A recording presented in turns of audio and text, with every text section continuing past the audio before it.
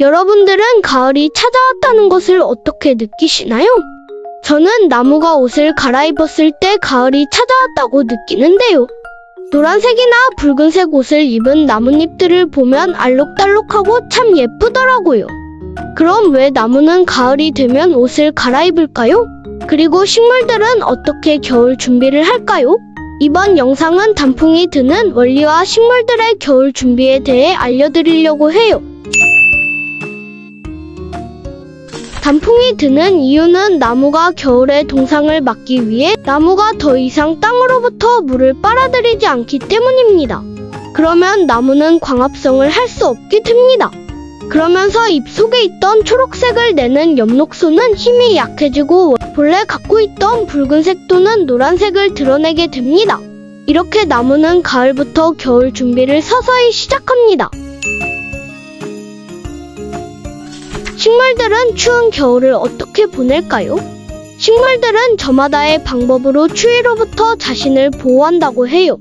추운 겨울, 털이나 가죽으로 옷을 만들어 입고 나무도 사람처럼 솜털 옷이나 가죽 같은 비늘 껍질로 나무의 겨울 눈을 감싸 얼어 죽는 걸 막는다고 해요. 지금 보이는 이 겨울 눈은 바로 목련 나무의 겨울 눈입니다. 봄이 오면 바로 꽃을 피우기 위해 아주 일찍부터 준비하고 있었답니다. 목련 나무는 겨울 눈이 춥지 않도록 이렇게 보송보송한 솜털 겉옷을 입히고 따뜻한 봄이 오길 기다립니다. 목련은 겨울 눈의 크기만큼이나 꽃도 아주 크답니다. 이번엔 가로수로 잘 알려진 양버즘 나무의 겨울 나기를 알아볼까요? 바닥엔 온통 양버즘 나무의 낙엽입니다. 나무를 보니 잎은 다 떨어지고 귀여운 방울들만 남아있는데 저건 양버즘 나무의 열매랍니다. 양버즘 나무의 겨울 눈을 찾아볼까요? 나무는 진짜 큰데 겨울 눈을 정말 작아요. 작지만 아주 단단한 마치 가죽 옷을 입혀 놓은 것 같아요. 다음으로 봄을 알리는 꽃 중 제가 가장 좋아하는 꽃이 있는데요. 바로 벚꽃입니다. 이렇게 작은 겨울 눈 속에 그렇게 예쁜 꽃이 들어있다는 게 신기하답니다. 그런데 이 꽃 뭘까요? 바로 쐐기나방의 꽃이랍니다. 나무의 겨울 눈처럼 쐐기나방도 따뜻한 봄이 올 때까지 이 꽃이 안에서 번데기로 겨울을 난답니다. 빨간 열매가 탐스러운 가막살 나무는 특히 겨울철 새에게 너무나 고마운 나무랍니다. 왜냐고요?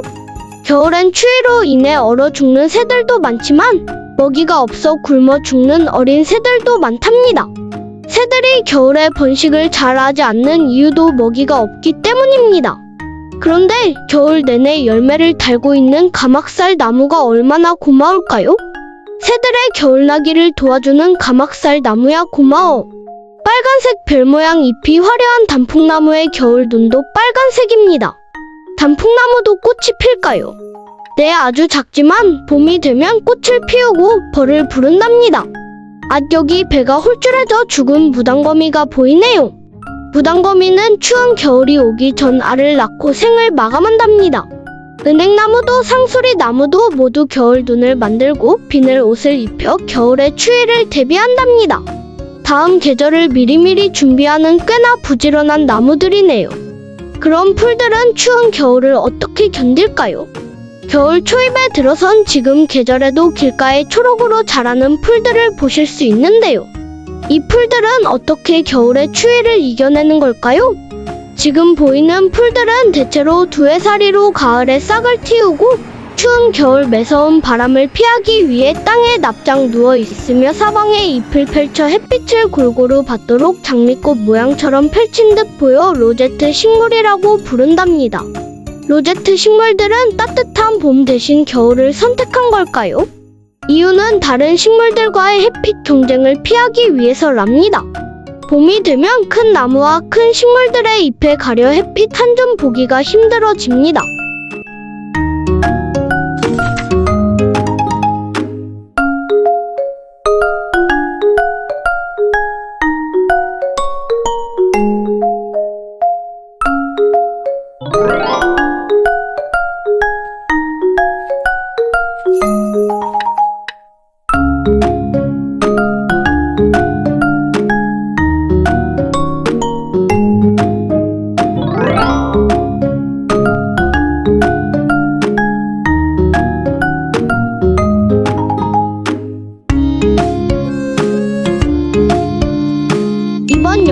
영상에서는 에코미와 단풍이 드는 이유와 식물들의 겨울 준비에 대해 알아보았어요. 그럼 우리는 다음 영상에서 또 만나요.